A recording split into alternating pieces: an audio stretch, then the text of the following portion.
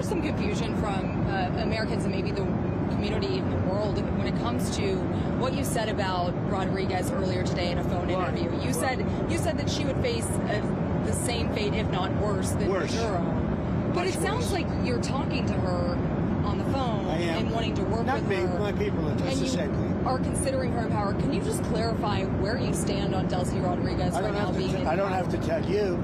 I just say that she will face a situation probably worse than Maduro, because you know Maduro gave up immediately. So she could also he raised his hand, he gave up, and he did the right thing, but he gave up.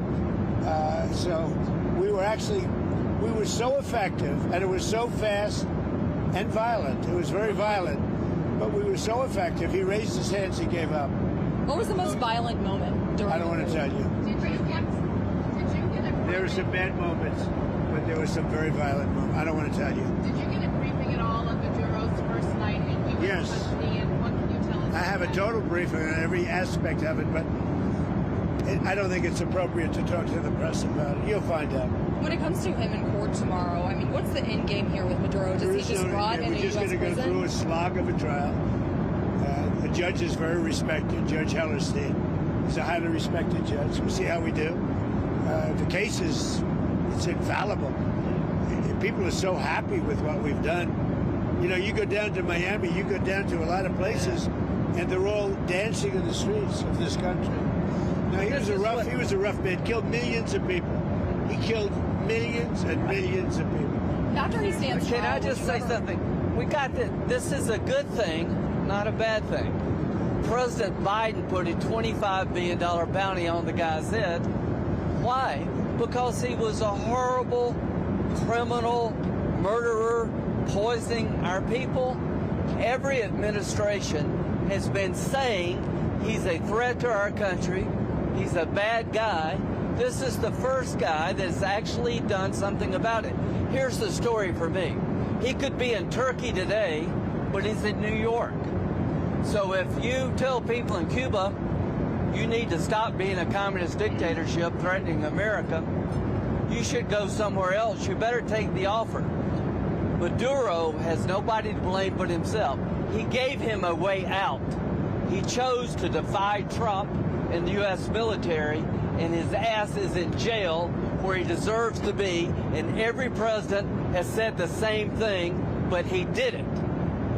You know, one of the things that is happening, and I think you see it all the time, Howard, you've seen it, that Cuba is ready to fall. You know? Yes. Cuba looks like it's ready to fall. I don't know if they're going to hold out. But Cuba now has no income. They got all of their income from Venezuela, from the Venezuelan oil. They're not getting any of it. And Cuba literally is ready to fall. And you have a lot of great Cuban Americans that are going to be very happy about this. Marco Rubio has really had your ear, it seems, throughout this entire process.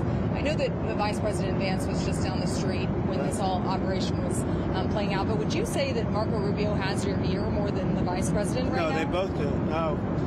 JD's very smart, doing a great job, and so is Marco. No, both. It sounds like I would say equal. The go-to, and you were just talking about Cuba and what could come next there. Are you considering U.S. action in Cuba? We're not. I think it's just going to fall. I don't think we need any action. It looks like it's going down. It's going down for the count. You ever watch a fight? I have. They go down for the count. And Cuba looks like it's going down. What do you think, Howard? It's going down. They've lived off of Venezuela, right? The economics were all Venezuelan, right? That's why you said the protective force of Maduro was Cuban, right? They were Cuban guards. So they were just paying Cuba when that money stopped. Don't hire him in the future. Yeah, they weren't very good. People from our country who were forced to come over, they really didn't want, they were from Cuba. People from different countries like to stay in those countries, whatever, whether it's good, bad, or indifferent. And people want to go back to Cuba, and they want to work in Cuba, but Cuba's going down for the count. Thank you very much, everybody.